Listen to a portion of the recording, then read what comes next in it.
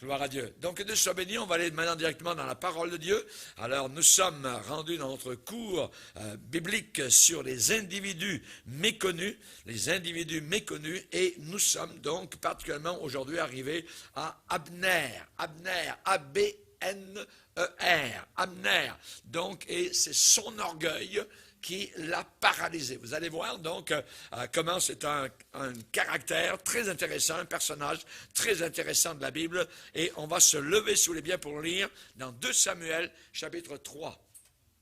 2 Samuel chapitre 3, particulièrement donc l'histoire d'Abner. 2 Samuel chapitre 3. Voilà. Il est dit ici particulièrement au verset 22. Alors, c'est l'histoire de 2 chefs d'armée. D'un côté, le chef d'armée de David, qui s'appelle Joab, et le chef d'armée de son ennemi, qui s'appelle le roi Saül. Donc, ce chef d'armée, c'est Abner. Et on va voir maintenant. Voici Joab, verset 22. Joab et les gens de David revinrent d'une excursion et amenèrent avec eux un grand butin. Abner n'était plus auprès de David à Hébron, car David l'avait renvoyé et il s'en était allé en paix. Lorsque Joab, donc le chef d'armée de David, et toute sa troupe arrivèrent, on fit à Joab ce rapport. Abner, fils de Ner, est venu auprès du roi, qui l'a renvoyé, et il s'en est allé en paix. Joab, tout de suite, se rend chez le roi et dit, « Qu'as-tu fait? Voici, Abner est venu vers toi. Pourquoi l'as-tu renvoyé et laissé partir? Tu connais Abner, fils de Ner.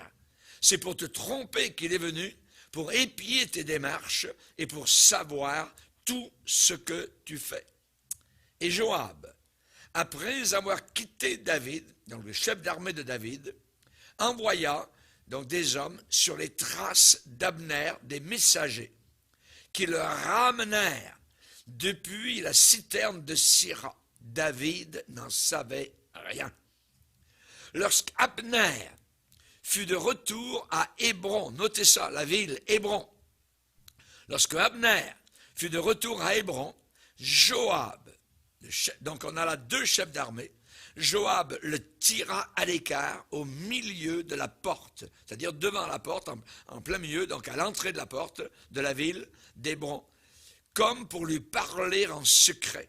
Et là, il le frappa au ventre et le tua pour venger la mort d'Azaël, son frère, son plus jeune frère.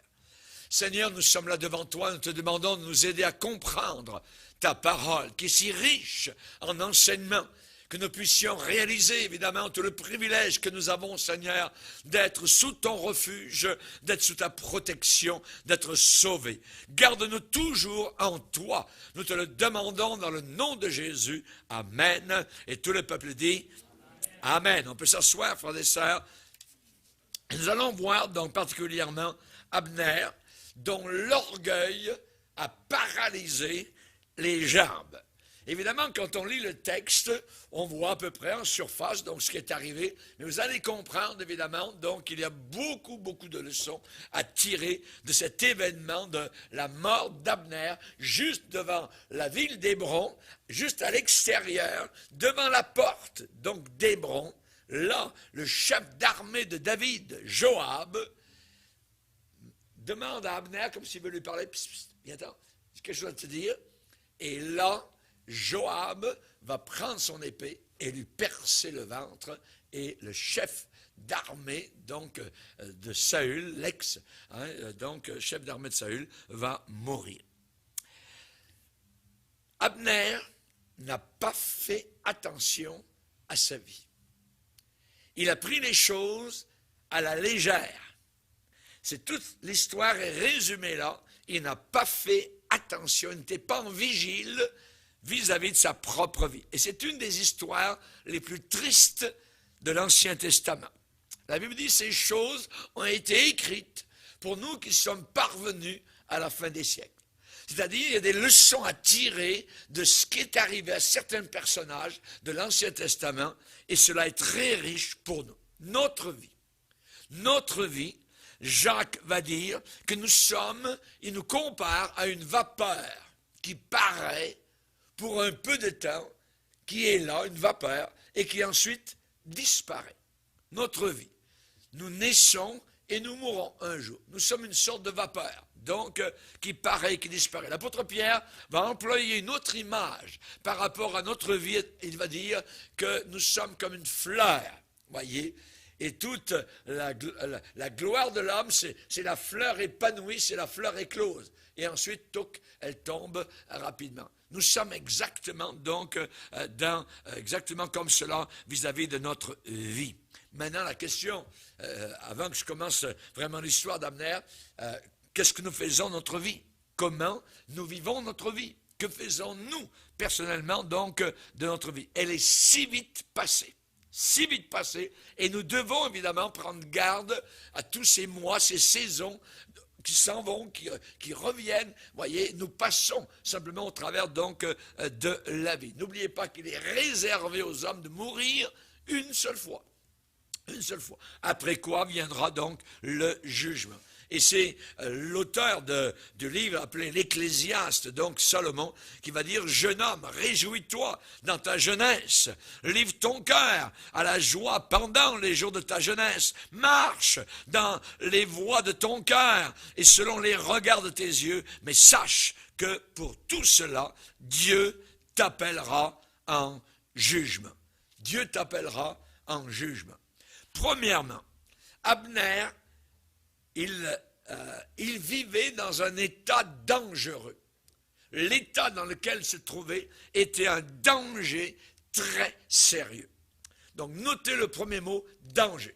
D, parce que nous allons voir 3 D ce soir. Son danger était sérieux. Je vous donne le contexte. Il y avait une bataille juste quelque temps auparavant, à la bataille de Gabaon. Lisez avec moi dans 2 Samuel, chapitre 2 et au verset 12. 2 Samuel, chapitre 2, verset 12. Il y a une bataille entre les gens de David et les gens de Saül. Toujours donc 2 chefs d'armée qui sont là, qui conduisent les armées. D'un côté, il y a Abner qui conduit les armées de Saül, qui vient de décéder, qui s'est tué sur une autre bataille. Et il y a donc de l'autre côté Joab, le chef d'armée de David. Verset 18, 2 Samuel 2, verset 18, il dit là se trouvaient les 3 fils de Tséjora, Joab, le chef d'armée, Abishai et Azaël. Donc, et ça, c'est 3 frères. Joab, c'est le chef d'armée de David. Azaël, le plus jeune frère. Azaël avait les pieds légers comme une gazelle des champs.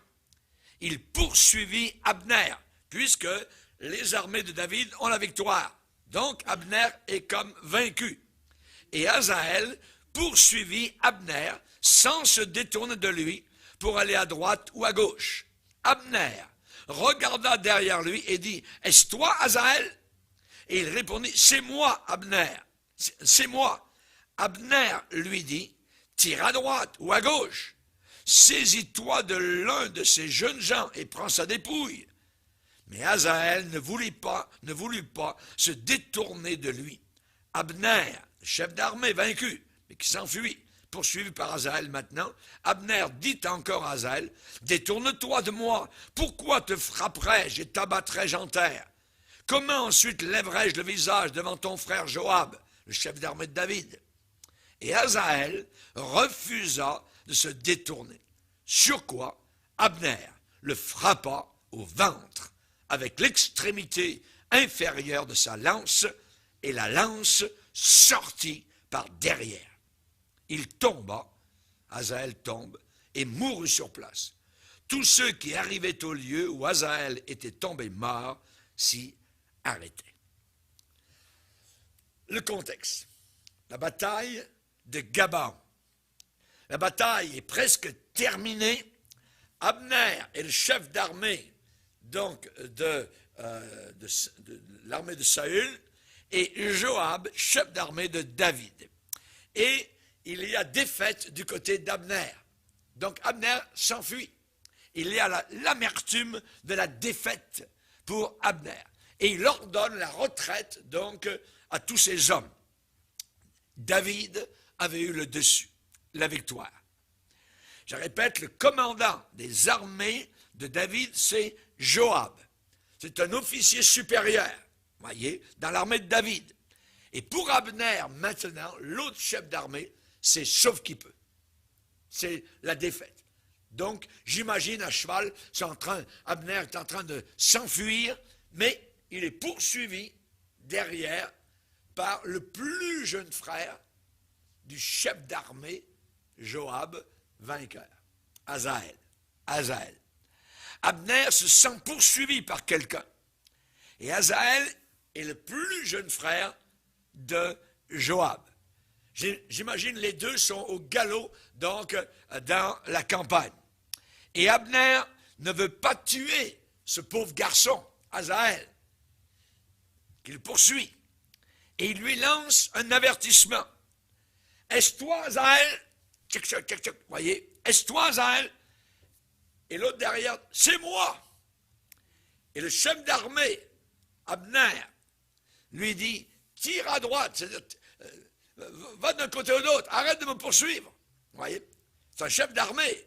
Il est capable de tuer. Il connaît bien Abner connaît très bien le combat. Voyez, et il veut comme épargner Asaël.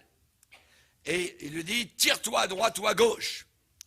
Comment ensuite lèverai-je le visage devant ton frère, Joab, le chef d'armée de David? Et Abner, vous le voyez, a tué Asaël. Il a tué ce jeune soldat qui le poursuivait avec sa lance, et la lance est sortie de l'autre côté du corps, donc d'Asaël. Mais, dès cet instant, en Israël, parce qu'on est en Israël, dès cet instant, Abner est en péril de mort. Pourquoi? À cause d'une loi en Israël, la loi du vengeur. La loi du vengeur de sang, voyez. Il est en péril, Abner. Il est en danger maintenant. Pourquoi? Parce que dans l'Ancien Testament, c'est œil pour œil et dent pour dent, voyez. Et Abner savait. Il savait que dès que Joab, le frère de celui qui vient de tuer, Joab apprend cela, voyez, il allait tout de suite, Joab, préparer une vengeance. L'unique espoir maintenant d'Abner, c'est quoi? Son unique espoir, c'est de s'enfuir en Israël dans une ville de refuge, où personne, s'il rentre à l'intérieur de la ville de refuge, eh bien, personne ne peut aller le chercher et le tuer. Une ville de refuge, il y en avait 6 en Israël, qui étaient dispersés à différents points géographiques d'Israël, pour que quelqu'un qui a tué quelqu'un d'autre, mais sans véritablement le vouloir, eh bien, peut aller se réfugier, et là, il peut rester là, à l'intérieur de la ville. S'il sort de la ville, il n'est plus protégé. Il faut qu'il reste dans la ville jusqu'à la mort du souverain sacrificateur qui est dans la ville. Et après la mort du souverain sacrificateur, il peut s'en aller, et là, le vengeur de sang n'a plus aucun pouvoir sur lui. C'était la loi, donc, en Israël. Et Dieu avait pourvu pour son peuple, donc, 6 villes où quelqu'un, dans un tel cas, pouvait rapidement aller, parce que c'était disposé géographiquement pour que quelqu'un peut s'enfuir, donc, et se réfugier. On va lire différents passages qui en parlent. Le premier, c'est dans Exode 21. Exode 21. Dans Exode chapitre 21 et à partir du verset 12. Il est dit ici, « Celui qui frappera un homme mortellement sera puni de mort. S'il ne lui a point dressé d'embûche et que Dieu l'ait fait tomber sous sa main, je t'établirai un lieu où il pourra se réfugier. » Donc, il dit, je t'établirai un lieu où il pourra se réfugier. Donc Abner n'aurait eu qu'à se présenter devant le sacrificateur, donc d'une ville de refuge, expliquer son cas. Voyez, j'ai tué Hazaël, hein, il voulait me tuer et je l'ai averti, et il est resté là et donc je l'ai tué. Et là, il aurait été, je dirais, à l'intérieur d'une ville de refuge, protégé. Abner, voyez, Abner. Donc, on va lire maintenant dans Nombre 35, Nombre 35, Nombre chapitre 35. Ici, il est dit particulièrement au verset 9, « L'Éternel parla à Moïse et dit, parle aux enfants d'Israël, dis-leur, lorsque vous aurez passé le Jourdain et que vous serez entrés dans le pays de Canaan, vous vous établirez des villes qui soient pour vous des villes de refuge, où pourra s'enfuir le meurtrier qui aura tué quelqu'un involontairement. Ces villes vous serviront de refuge contre qui? Contre le vengeur du sang. Contre le vengeur du sang, afin que le meurtrier ne soit point mis à mort avant d'avoir comparu devant l'assemblée pour être jugé. L'assemblée de la ville. Des villes que vous donnerez, 6 seront pour vous des villes de refuge. Vous donnerez 3 villes au-delà du Jourdain, et vous donnerez 3 villes dans le pays de Canaan. Ce seront des villes de refuge. Ces 6 villes serviront de refuge aux enfants d'Israël, à l'étranger et à celui qui demeure au milieu de vous. Là pourra s'enfuir tout homme qui aura tué quelqu'un involontairement. Si un homme frappe son prochain avec un instrument de fer, il va expliquer. On va aller plus loin, verset 19. Le vengeur de sang fera mourir le meurtrier quand il le rencontrera, il le tuera. Abner savait cela. Si le meurtrier ne se trouve pas à l'intérieur de la ville de refuge, s'il arrive que le meurtrier et le vengeur de sang se rencontrent, le vengeur de sang a droit de tuer le meurtrier, parce qu'il n'est plus dans la ville de refuge. Oui. Donc, Abner sait tout cela. Voyez. On va lire encore dans Josué chapitre 20, c'est très intéressant. Josué chapitre 20, Josué un peu plus loin, à droite, Josué chapitre 20, chapitre 20, il dit, verset 2, parle aux enfants d'Israël et dit, établissez-vous, comme je vous l'ai ordonné par Moïse, des villes de refuge, où pourra s'enfuir le meurtrier qui aura tué quelqu'un involontairement, sans intention. Elles vous serviront de refuge contre le vengeur de sang. Le meurtrier s'enfuira vers l'une de ces villes, s'arrêtera à l'entrée de la porte de la ville et exposera son cas aux anciens de cette ville. Ils le recueilleront auprès d'eux dans la ville et ils lui donneront une demeure afin qu'il habite avec eux. Si le vengeur de sang le poursuit, ils ne livreront point le meurtrier entre ses mains, car c'est sans le vouloir qu'il a tué son prochain et sans avoir été auparavant son ennemi. Il restera, il demeurera dans cette ville jusqu'à ce qu'il ait comparu devant l'assemblée pour être jugé jusqu'à la mort du souverain sacrificateur alors en fonction. À cette époque, le meurtrier s'en retournera et rentrera dans sa ville, à la mort du souverain sacrificateur, et dans sa maison, dans la ville d'où il s'était enfui. Et ensuite, on a les noms des 6 villes. Il y a Kedesh, il y a Sichem, il y a Kirjat Arba, qui est Hébron. Ensuite, de l'autre côté du Jourdain, donc, il y a Betzer, Ramoth et Golan. Donc, c'est les 6 villes qui étaient signalées pour justement protéger le meurtrier du vengeur de sang. Du vengeur de sang. Maintenant, le vengeur de sang, lui, il attend. Il attend donc que la personne sorte de la ville. Et si la personne sort de la ville et que le souverain sacrificateur n'est pas encore mort, voyez, ça veut dire qu'il n'a pas fini son terme, alors le vengeur de sang a le droit de le tuer. Et Abner sait tout cela. Il sait tout cela, voyez. Maintenant, Jésus est notre salut. Le nom de l'Éternel est une tour forte. Le juste s'y réfugie et s'y trouve en sûreté. Jésus est notre ville forte, nous les pécheurs.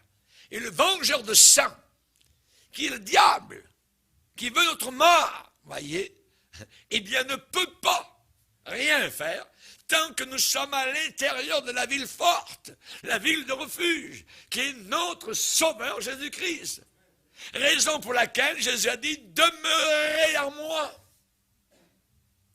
Si je ne demeure plus en Jésus, si je sors de Jésus, si le vengeur de sang va me voir, il va me cribler, il peut m'emmener directement vers l'enfer.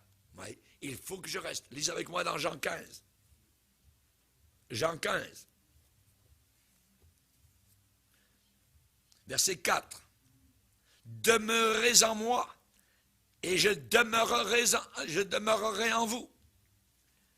Comme le sarment, la branche, ne peut de lui-même porter du fruit s'il ne demeure attaché, le mot est très fort, attaché au cep. Jésus est le cep. Ainsi, vous ne le pourrez pas non plus si vous ne demeurez pas en moi. Verset 5, je suis le cep, vous êtes les branches, les sarments. Celui qui demeure en moi et en qui je demeure porte beaucoup de fruits. Verset 6, si quelqu'un ne demeure pas en moi, il est jeté dehors comme le sarment et il sèche. Il faut que je demeure en Jésus. Il faut que je demeure dans ma ville forte. Amen. Donc on voit qu'il y avait toujours en Israël une ville à la portée. Et nous avons toujours Jésus, évidemment, à notre portée. Alléluia. Il est toujours là. Amen. Pour nous protéger. Il est notre salut. Gloire au Seigneur. Et le meurtrier de l'Ancien Testament, eh bien, devait demeurer dans une ville de refuge jusqu'à la mort du souverain sacrificateur. Mais nous, notre souverain sacrificateur, vit à toujours. Ce qui veut dire qu'il ne faut pas que je sorte jamais de cette ville de bénédiction, cette présence merveilleuse. Donc, mon souverain sacrificateur est toujours vivant. Si quelqu'un ne demeure pas en moi, il est jeté dehors. Dehors. Le vengeur de sang va m'avoir, voyez. Si nous sortons de Jésus, si je peux m'exprimer ainsi, comme Judas est sorti, voyez, de sa ville de refuge, il est sorti de la présence de Jésus.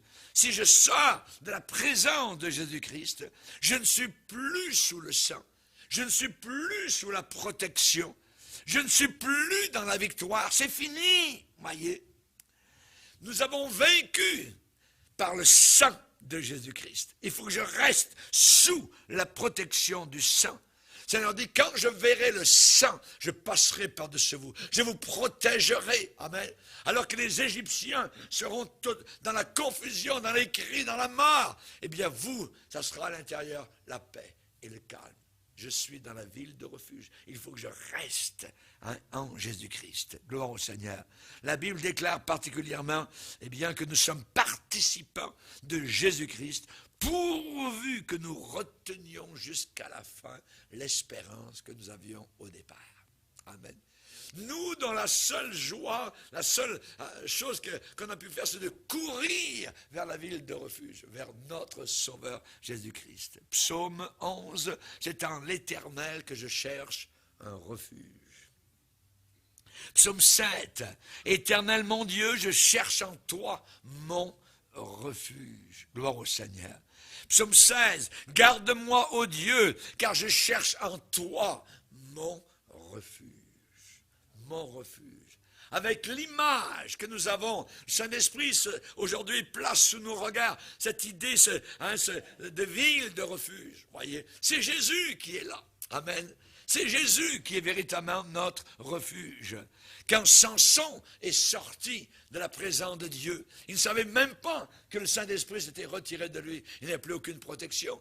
L'ennemi a percé ses yeux, littéralement. Il a tourné la meule. Voyez, une esclave des Philistins à Gaza. Voyez. Et on voit évidemment que c'est le cas de tous ceux qui sortent de la présence du Seigneur.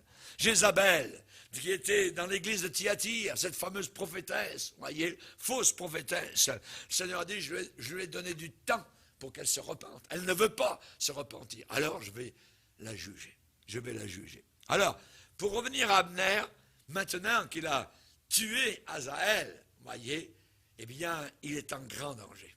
Il faut absolument, il devrait aller dans une ville de refuge, la plus proche, voyez, à proximité, à Hébron. C'est Hébron qui était une ville de refuge, qui était la plus proche. Mais voilà son délai. On a vu premièrement son danger, on va voir un autre D, son délai. Un délai, voyez. Son délai a été stupide, complètement stupide, voyez. La Bible dit aujourd'hui, si vous entendez sa voix, n'endurcissez pas votre cœur. Et nous pouvons entendre la voix du Seigneur, évidemment, sur toutes sortes de sujets, même nous les chrétiens. Et si j'entends la voix du Seigneur, il ne faut pas que je résiste ou j'endurcisse mon cœur, voyez. La sagesse, eh bien, inviter Abner, évidemment, à l'obéissance de la loi de Dieu. La sagesse lui disait à l'oreille, Abner, Joab, c'est maintenant ton vengeur de sang. Quand il va apprendre, si tu n'es pas dans la ville de refuge, il va te tuer. Alors va dans la ville de refuge. Va à Hébron, c'est la plus proche. Et là, tu y seras en sécurité. Oui. L'obéissance vaut mieux que les sacrifices. L'obéissance. Et la vie chrétienne, c'est une vie merveilleuse. Son joug est doux et léger. Jésus dit, mes commandements ne sont pas pénibles. Voyez, mes commandements ne sont pas pénibles. Et ces commandements sont bons, voyez, et sont merveilleux. Et l'obéissance vaut mieux, ça vaut mieux, c'est meilleur, l'obéissance, que les sacrifices. Jésus a dit, si vous m'aimez, gardez mes commandements. Restez dans la ville de refuge. Voyez. Donc, mais Abner avait un problème, son orgueil. Chef d'armée. Voyez. Un chef d'armée, c'était un 5 étoiles. Voyez, c'était quelque chose, donc, un amiral, on pourrait dire aujourd'hui. Donc, son orgueil l'a empêché d'aller à Hébron. Et juste à l'idée, évidemment, que Abner s'est enfui dans une ville de refuge. C'est bien trop bas, ça, voyez. Si les gens apprennent ça, moi, chef d'armée, je me suis enfui dans une ville de refuge. Les gens, ils vont me prendre pour qui maintenant? Voyez? Et l'orgueil. Beaucoup de personnes seront en enfer juste à cause de leur orgueil. C'est humiliant de venir vers Jésus. Jésus. On dirait qu'il est malvenu, son nom même aujourd'hui dans le monde dans lequel on vit. Vous allez dire Jésus. Pas encore. Hein? Et ainsi de suite. L'orgueil. L'orgueil. Il y a des gens par milliers autour de la planète Terre qui savent comment être sauvés. Mais ils ne vont pas dans leur ville de refuge. Ils ne vont pas vers Jésus-Christ. C'est trop humiliant. Et toi aussi, tu fais partie de cette gang-là, tu fais partie de ce groupe-là, hein, tu fais partie de cette secte des chrétiens qui ont juste la Bible à la bouche, et ainsi de suite. Abner est orgueilleux. Oui. Et son orgueil l'empêche d'aller se réfugier tout de suite à Hébron. Quand j'ai commencé l'étude tout à l'heure, quand je vous ai dit, il n'a pas fait attention à sa vie. C'est ça. Il n'a pas fait attention à sa vie. Voyez. Il a pensé qu'à l'idée que les gens connaîtraient sa fuite dans une ville de refuge, ça serait connu dans tout Israël, du nord au sud. Les gens parleraient, hein, tu sais pas, c'est Abner, il a tué Asaël, et puis il est allé se réfugier à Hébron, une ville de refuge. Il a pensé que les gens se moqueraient, littéralement, de lui. Et que cela serait interprété, voyez, sans doute, comme un acte de lâcheté. Chef d'armée, aller se réfugier, lui, dans une ville de refuge. Quelle sorte de chef d'armée on a aujourd'hui? Ouais, les gens auraient dit. Lisez avec moi Job 36. Job 36.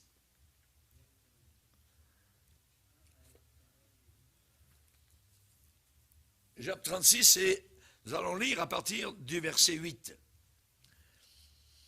Il est dit, viennent-ils à tomber dans les chaînes?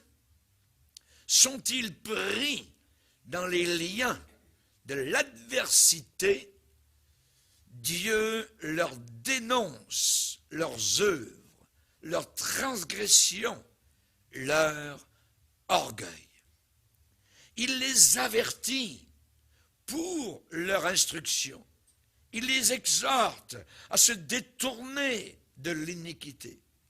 S'ils écoutent et se soumettent, ils achèvent leurs jours dans le bonheur, leurs années dans la joie. S'ils n'écoutent pas, ils périssent par le glaive. Ils expirent dans leur aveuglement. Les impies se livrent à la colère. Ils ne crient pas à Dieu quand il les enchaîne. Ils perdent la vie dans leur jeunesse. Ils meurent comme les débauchés. Mais Dieu sauve le malheureux dans sa misère.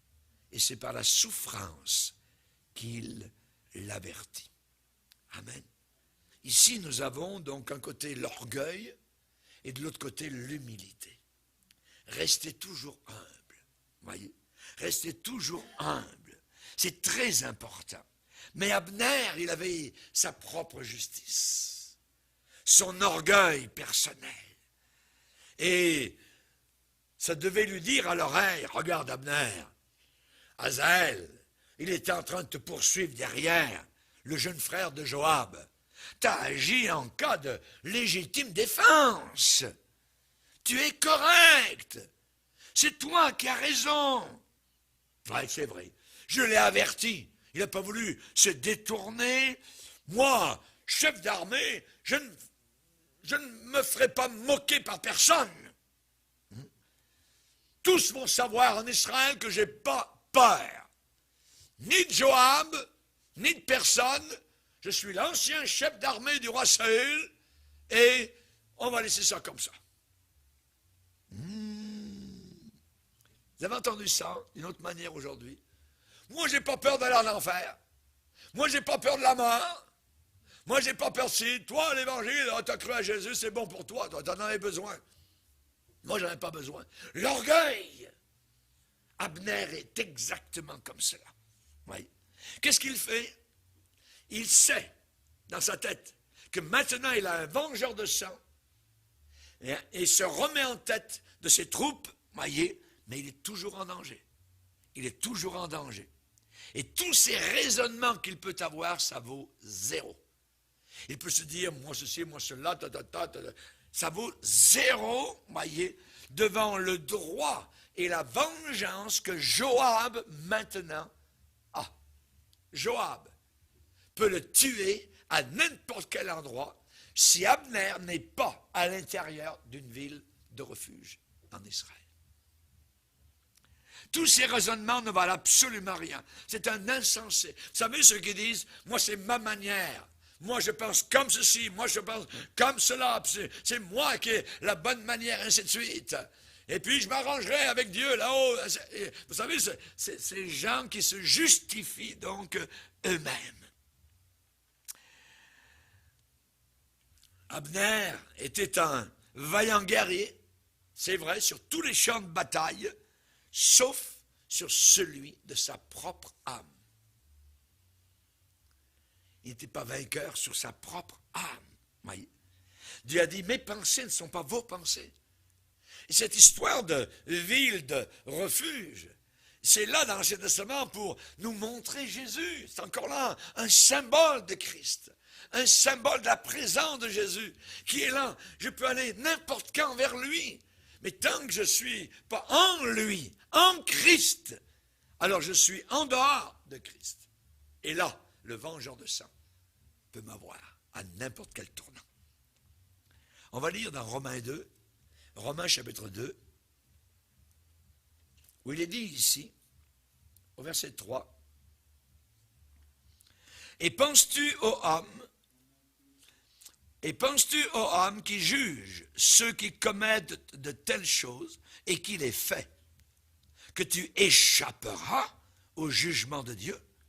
Ou méprises-tu les richesses de sa bonté et de sa patience et de sa longanimité, ne reconnaissant pas que la bonté de Dieu te pousse à la repentance, à venir vers la ville de refuge, vers Jésus, mais par ton endurcissement et par ton cœur impénitent, ça veut dire non repentant, tu t'amasses un trésor de colère pour le jour de la colère et de la manifestation du juste jugement de Dieu, qui rendra à chacun selon ses œuvres, réservant la vie éternelle à ceux qui, par la persévérance à bien faire, cherchent l'honneur, la gloire et l'immortalité, mais l'irritation et la colère à ceux qui, par esprit de dispute, sont rebelles à la vérité et obéissent à l'injustice.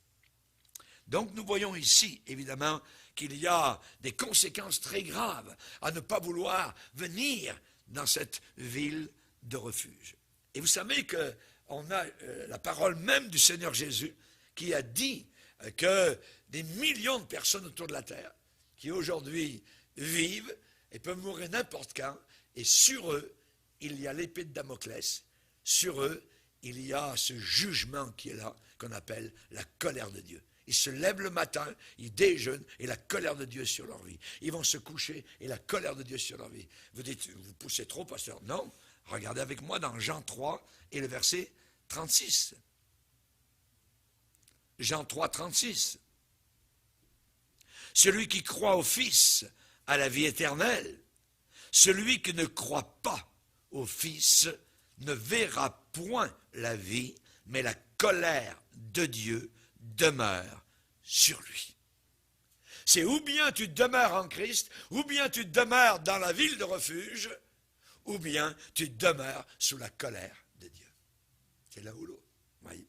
Nous qui avons cru, évidemment, nous voulons rester bien tranquilles, alléluia, et passer notre vie à l'intérieur de cette ville de refuge qui est le Seigneur Jésus-Christ. Amen. Alléluia. Gloire à Dieu. Vous savez, Lucifer, eh bien, qui est Satan, eh bien, qui était appelé au départ Lucifer, chérubin protecteur, voyez, comment est-il tombé? Il est tombé par orgueil. C'est l'orgueil qui a fait tomber Satan.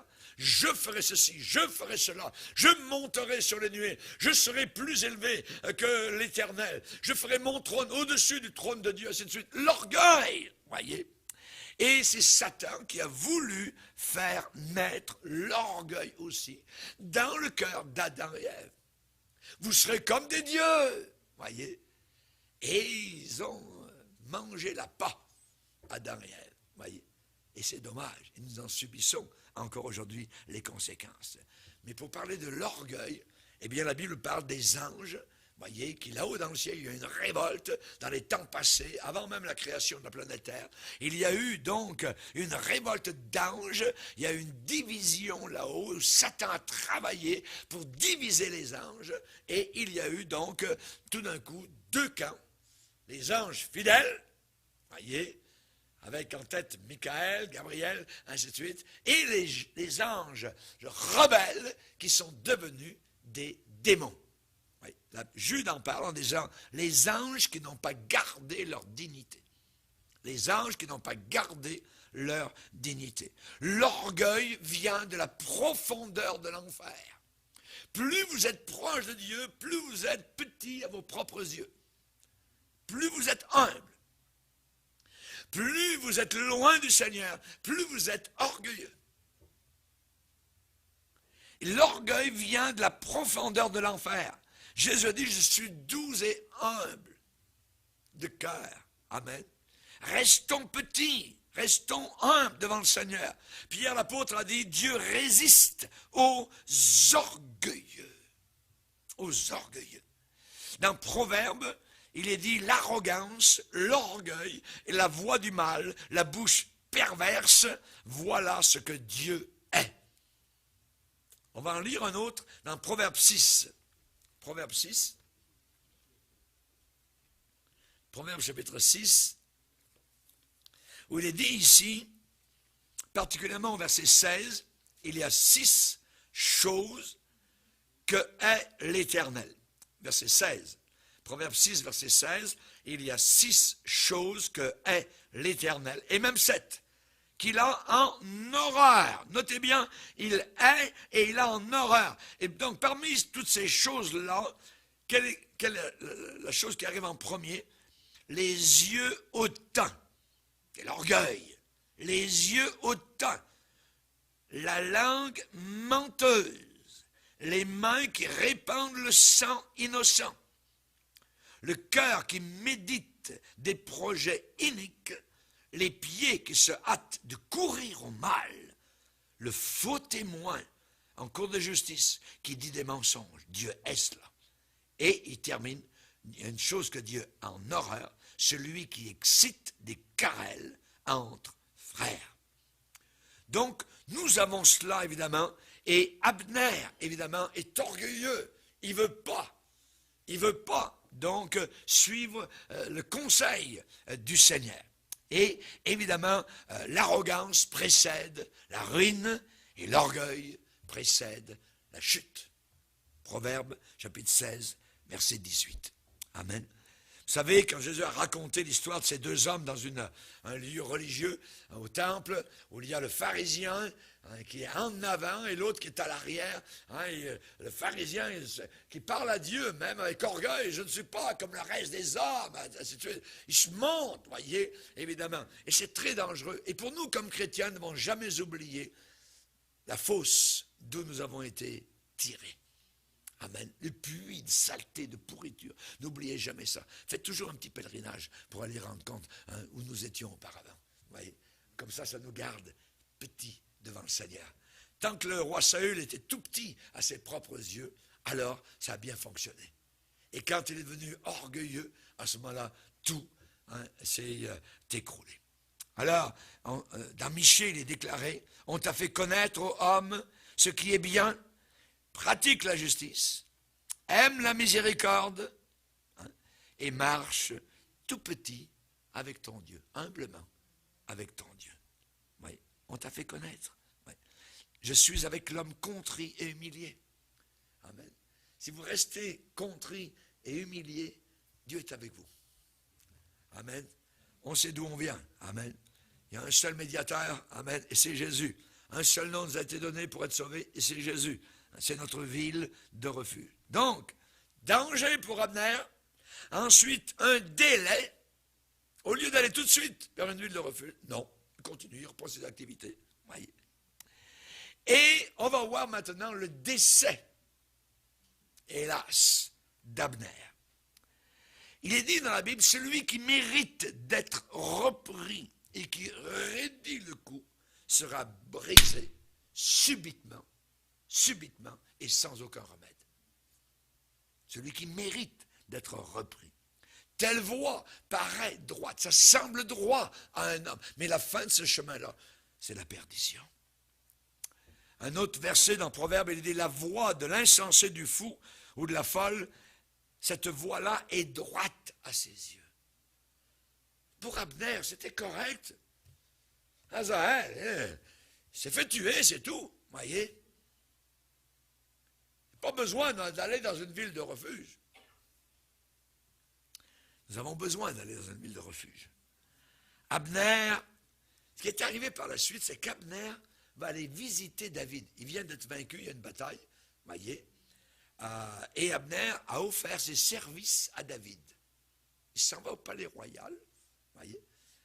Donc, vers David. Et ça donne que David est roi à Hébron, qui est une ville de refuge.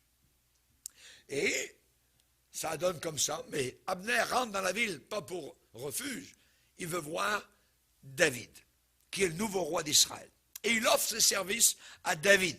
David est au courant de rien, David accepte, voyez. Alors, David fait une réception splendide pour, évidemment, donc le chef d'armée de son ennemi juré, le roi Saül, pendant des années dans le désert, qui poursuivait David. C'était le chef d'armée, Abner, et Saül, le roi. Oui, vous vous rappelez. Et Abner, maintenant, vient offrir ses services à David. Et il lui dit, tu sais, maintenant je passe de ton bord, David.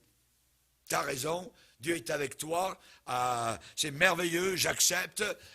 Mon armée a été vaincue l'autre jour à Gabaon, donc je vais dire à mes hommes maintenant de passer de ton bord. David fait un festin à Abner. David a le cœur généreux, voyez, et il est dit dans 2 Samuel 3, verset 20, David fit un festin à Abner et à tous ceux qui étaient avec lui. Il y avait une suite, voyez. Donc, réception merveilleuse, réception splendide pour Abner. Le vieux général Abner est bouleversé, donc, et il se dit quelque part dans sa petite tête, le chef d'armée de David, Joab, a dû oublier. Ça fait quelque temps maintenant, bon, il a dû oublier. Mais lui, c'est l'histoire d'Azaël. Il sait, il connaît la loi d'Israël, le vengeur de sang. Et David le reçoit, c'est merveilleux, tout fonctionne bien, et donc il se dit, Joab a dû oublier. Et le voilà qui repart, Abner, pour aller persuader ses armées de se ranger maintenant désormais du côté de David. Soudain, cette journée-là, Joab revient. Ils ne sont pas rencontrés, Joab et Abner. Mais Joab vient de faire une excursion, une bataille quelque part, et Joab revient voir David. Il revient au camp, et on informe Abner que quelqu'un vient juste de s'en aller, et c'est Abner. On informe Joab que Abner vient d'être reçu de façon merveilleuse par David. Joab, il se rappelle, c'est le tueur de mon jeune frère, mon plus jeune frère Azaël. Joab commande à ses hommes d'aller à la suite, s'il n'est pas trop loin, d'Abner et de le ramener à Hébron. De le ramener à Hébron. Et tout à fait inconsciemment, Abner revient sur ses pas. C'est dangereux. Il n'a jamais été aussi proche de sa mort. La Bible dit, le diable rôde autour de vous comme un lion rugissant, cherchant qui il va dévorer. Joab se fiche de la loi de Dieu, se fiche des villes de refuge. Il est reparti, voyez, ça fait quelque temps, il avait le temps, voyez. Danger, délai, et s'en va directement en revenant. Les hommes de Joab le font revenir à la ville d'Hébron, et il ne se doute de rien. Il ne se doute de rien. Notre génération ne se doute absolument de rien de ce qui s'en vient. Il est dit que du temps du déluge d'eau, ils ne se doutèrent de rien, jusqu'à ce que le déluge vint et les emporte tous. Abner ne se doute d'absolument rien. Il est naïf, il est aveugle. Samson ne savait même pas que le Saint-Esprit s'était retiré de lui. Il y a des églises qui se disent aujourd'hui de Dieu et ils ne savent même pas que l'Esprit de Dieu n'est même plus là. Et ils remplacent l'Esprit de Dieu par programme, musique, théâtre, ainsi de suite. Vous connaissez tout ça. Oui. On va lire dans Luc 17. Dans Luc chapitre 17.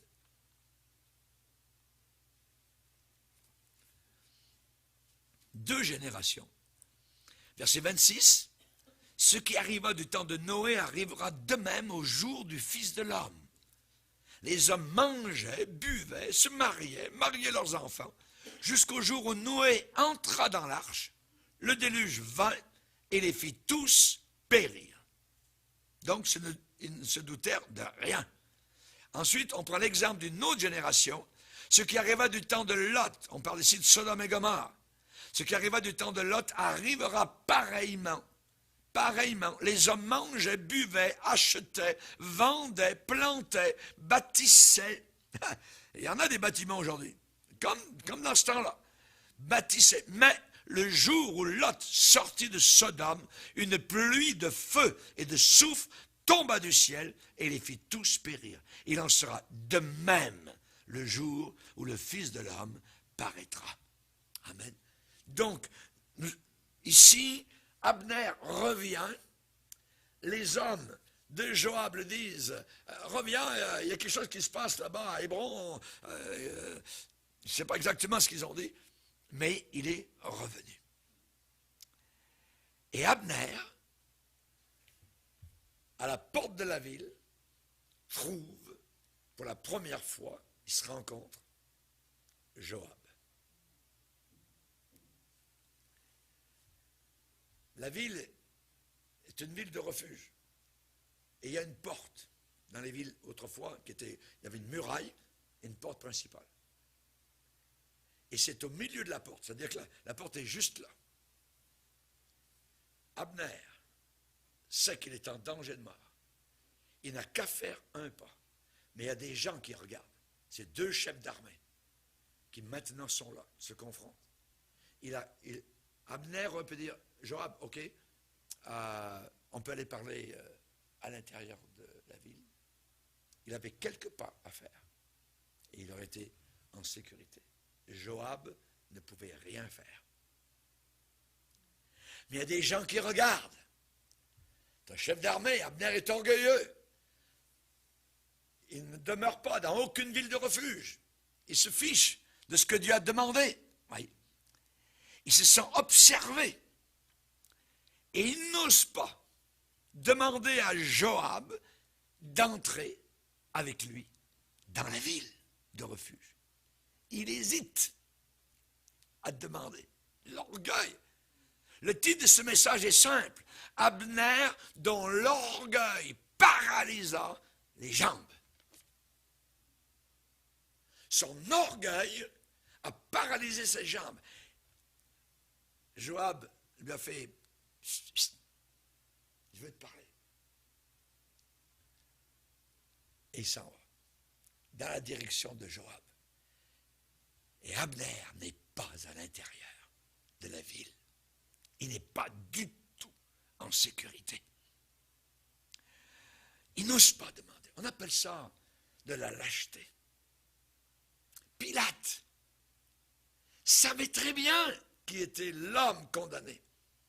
Il a fait venir un plat d'eau. Je m'en lave les mains. Oh là là là là. Hérode a vu le jour de son anniversaire la belle jeune fille en train de danser, de se dandiner pour le séduire et séduire les invités qui étaient là. Il a fait venir la jeune fille, dis-moi ce que tu veux, je vais te le donner, ce reste la moitié de mon royaume. Et quand elle va voir maman, la jeune fille revient vers Hérode et dit, j'aimerais avoir la tête de Jean-Baptiste sur un plateau. Mais à cause des convives, à cause des promesses qu'il avait faites publiquement, Hérode n'a pas dit, non, pas la tête de Jean-Baptiste. La lâcheté. Il est allé envoyer son soldat couper la tête de Jean-Baptiste dans la prison qui était juste en dessous. Agrippa est un gouverneur et devant lui, il y a un prédicateur appelé Paul. Paul lui prêche l'évangile. Et le gouverneur lui dit, Paul, tu vas bientôt me persuader de devenir chrétien. Ce sont tous des gens dont les jambes sont paralysées. Soit Pilate, soit Abner, que ce soit Hérode, voyez, que ce soit Agrippa. Ils avaient juste quelques pas à faire pour entrer en Jésus. Mais non. L'orgueil les a paralysés. L'orgueil a paralysé les mouvements d'Abner. On va le relire dans 2 Samuel.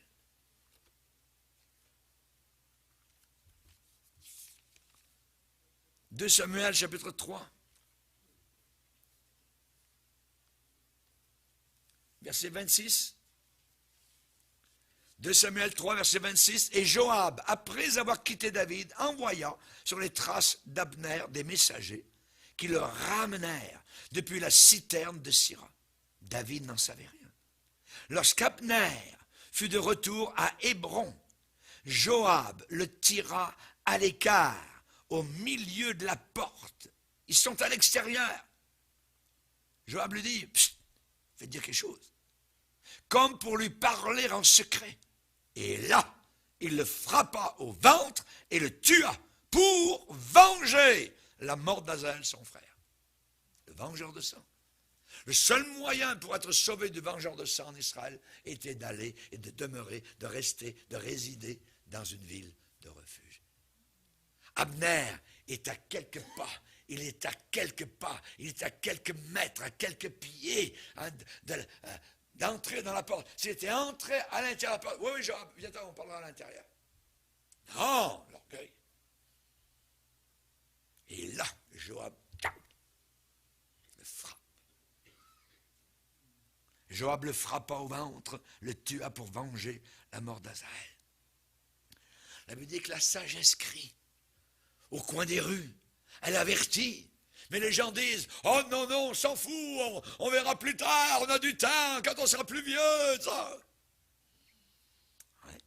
Allez demander aux 150 personnes qui sont dans l'éternité, avec l'avion qui a talé contre.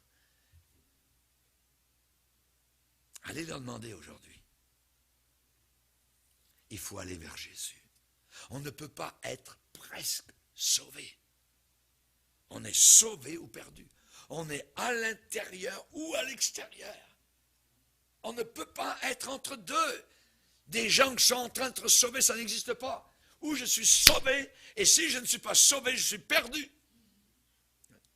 Je suis perdu. L'orgueil a paralysé les mouvements d'Abner. Sa propre démence lui a coûté la vie. Lui a coûté la vie. Chers amis, où trouver une retraite? J'aimerais relire avec vous ce cantique merveilleux. Où trouver une retraite? Où trouver une ville de refuge? Où trouver un surabri quand du milieu de la tempête, Dieu me parle depuis le Sinaï? Vois la mort que j'ai soufferte pour devenir ton sauveur. Entre par la plaie ouverte et cache-toi dans mon cœur.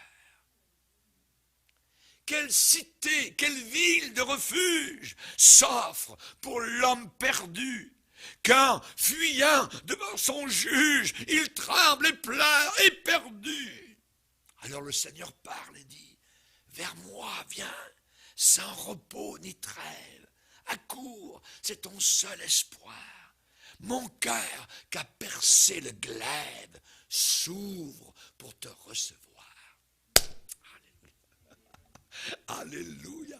Es-tu dans la ville de refuge, mon frère? Vis-tu dans la ville de refuge? Demeures-tu dans la ville de refuge? Alléluia. Que Dieu soit glorifié. Amen. Alléluia. Nous sommes tous des pécheurs et Dieu a pourvu. Amen. Il a pourvu à notre sécurité. Gloire au Seigneur. La ville du salut, la cité du salut a été obtenue par Jésus à la croix pour que nous échappions au jugement. Alléluia, gloire au Seigneur. Que Dieu soit béni. Nous avons là la rencontre, la première rencontre entre Joab et Abner. Mais j'aimerais vous parler d'une autre rencontre, la première fois, la première rencontre de Jésus avec quelqu'un qui l'a trahi, l'apôtre Pierre. Alléluia. Bien différent. Jésus n'a pas sorti son glaive. Il a pas dit, Pierre, viens-t'en au bord de l'eau. Viens-t'en. Jésus, avec un coup pour le tuer. Non. Non, pas du tout. Jésus ne tue pas. Jésus est encore le sauveur. Il est celui qui restaure l'âme, celui qui pardonne. Pierre, m'aimes-tu? M'aimes-tu? Et là, il a la mine basse, il a, je dirais, la tête, je dirais, baissée. Il n'ose même pas regarder Jésus. C'est la première fois qu'ils se rencontrent au bord de l'eau. Pierre, viens, on va aller faire une petite marche, on va aller discuter. Oh, maman. Et Jésus, amen, lui a tout pardonné. Jésus l'a restauré. Alléluia. Il est devenu un grand apôtre. Merci Seigneur. Comment échapperons-nous si nous négligeons la ville de refuge, si nous négligeons un si grand salut? Dieu ne nous a pas destinés à la colère. Amen. Il ne nous a pas destinés à la colère, mais à l'acquisition du salut. Amen. Gloire au Seigneur. Beaucoup de personnes ont entendu l'annonce de l'Évangile. Ils savent ce qu'ils devraient faire pour en bénéficier pleinement, voyez. Mais ils font le sourd d'oreille, voyez. Ils s'abstiennent. Ah, c'est très dangereux. Ils sont en grand danger. Leur délai est insensé et leur décès s'en vient sur leur chemin. Quand vous voyez les 3000 personnes qui sont mortes au World Trade Center, quand vous voyez les 150 qui sont morts avec l'avion, quand vous entendez les 200 à 300 000 Haïtiens qui sont au tremblement de terre qui sont morts, voyez, ça nous dit quoi? Ça me dit une chose, c'est qu'un jour, c'est mon tour. C'est qu'un jour, c'est mon tour. Ces gens-là n'étaient pas plus pécheurs que ceux qui sont restés en vie. Jésus a dit, pensez-vous que la tour de Siloé qui est morte, qui est tombée et qui a fait 30 morts, pensez-vous que ces gens-là qui sont morts étaient des pécheurs plus que les autres? Non. Et il y a beaucoup d'accidents qui arrivent, il y a beaucoup de choses qui arrivent. Et ça me dit une chose, c'est qu'un jour, moi aussi, je vais mourir. Amen. Mais je veux mourir à l'intérieur de la ville, sous la protection du calvaire, couvert par le sang de Jésus, avec mon nom inscrit. Je veux voir des bras ouverts quand je vais arriver dans la gloire. Amen. Que Dieu soit glorifié. Abner, dont l'orgueil a paralysé ses jambes. Perdu. Que Dieu nous aide à bien comprendre. Amen. Alléluia. Seigneur, nous sommes devant toi et nous voulons te bénir. Nous voulons te glorifier et t'aimer. Nous voulons t'adorer car tu en es digne, Seigneur. Tu nous as amenés des ténèbres à la lumière. Nous te bénissons, nous méritions un vengeur de sang, Seigneur. Mais nous sommes venus vers toi, nous sommes entrés dans la ville de refuge. Merci, Seigneur. C'est là que tu nous protèges et tu es là, le grand sacrificateur, le souverain sacrificateur de la ville de refuge éternel. Nous te bénissons, Seigneur.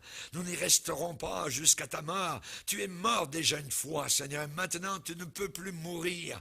Tu vis pour l'éternité. Tu l'as dit à Jean, à Patmos, quand tu lui as posé ta main droite sur son épaule et tu lui as dit, j'étais mort et je suis vivant au siècle des siècles.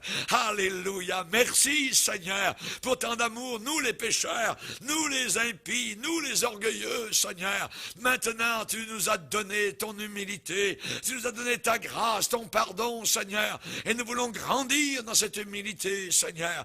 Nous ne sommes rien et nous ne valons rien sans toi, mais avec toi, nous sommes une très grande valeur, Seigneur. Merci, Jésus. Merci, mon Dieu. À toi et à toi seul soit toute la gloire. Aide-nous à grandir dans tes voies, à progresser dans tes conseils, à les suivre, à faire plier notre volonté, Seigneur, à ta parole merveilleuse. Tes conseils sont bons, Seigneur. Tu es le grand conseiller, Seigneur, et nous voulons les suivre. Au nom de Jésus, amen. Et tout le peuple dit, amen. On va se lever ensemble, frères et sœurs. Alléluia. Gloire à Dieu. Merci, Seigneur.